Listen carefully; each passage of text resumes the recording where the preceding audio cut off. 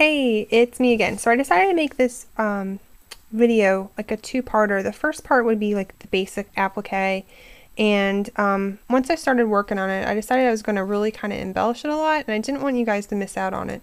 So let's consider this to be part two of the applique dress. You can see right here I added two more appliques, and I have these little green buttons. So what I'm going to do first is I'm going to do like a zigzag stitch along the edge, and then I'm going to go and hand sew with embroidery thread the little buttons on there. So I'm just going to show you real quick how I'm going to do that. So I have my sewing machine here. This is my basic sewing machine that I use. I also have a really fancy one over there, but I only use it for special things. This is a very basic Kenmore sewing machine. It's about $100. I love the sewing machine. I pretty much abuse it, and when it dies I go and buy another one. So it's about every 2 years I replace it. So to do a zigzag stitch, I'm just going to set it towards the zigzag setting on a very narrow stitch length, and I hope this isn't too foreign for a lot of my blog followers. You're probably thinking you're crazy trying to show us how to sew something, but I am teaching some sewing classes, so if anyone wanted to learn how to sew, you could come learn with me. So I'm just going to show you real quick. I'm going to zigzag around this pair, and then I'm going to sew on the button applique.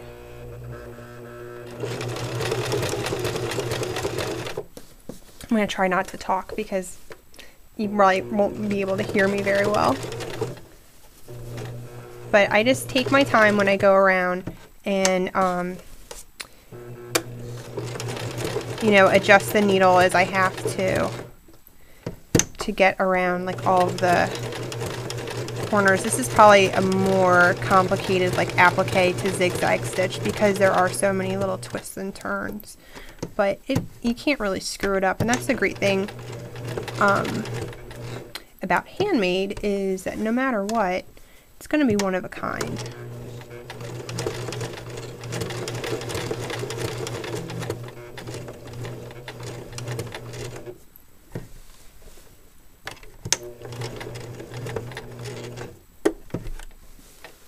I hope you guys don't mind my little camcorder setup.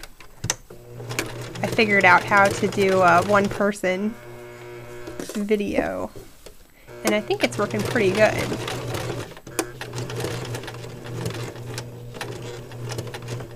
My husband actually gave me the idea. He found something, he fly fishes and like does like other fishing, and there's this hat cam for fishing, and I said, well, I don't know, maybe that would work for me. I actually have a chest cam. I don't know.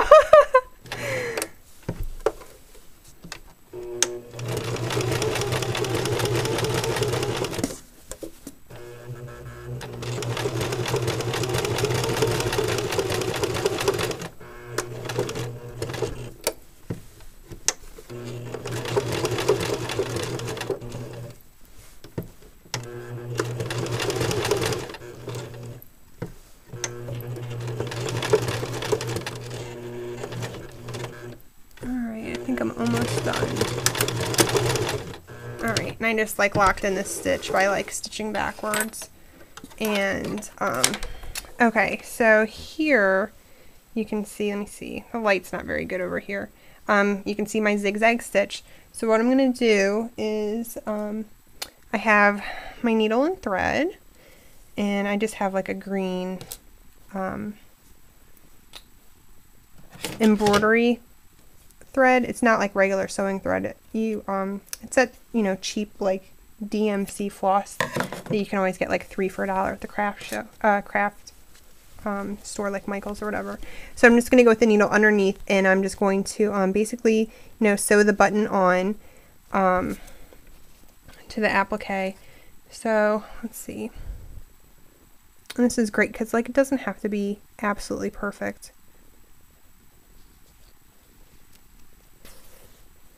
and then I can just like line up the buttonholes and just stitch it a couple times. And because it has buttons on it, this would be something that you would want to only do on kids' clothes over the age of 3, because buttons would be a choking hazard for someone younger than age 3. Even though they're stitched on really good, you should probably avoid doing any sort of like button or trim for a little kid.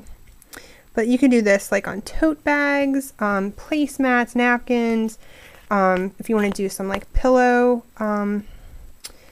like throw pillow embellishments, whatever you wanted to do. Sorry, didn't realize the camera had moved. So that's it. My phone is ringing, of course, to ruin the video, so it's probably my mom calling from Florida. Alright guys, sorry I talked so much this time, but I just wanted to show you the part 2 of this cool embroidery for the applique. And I'm almost done, and then you'll be able to see it.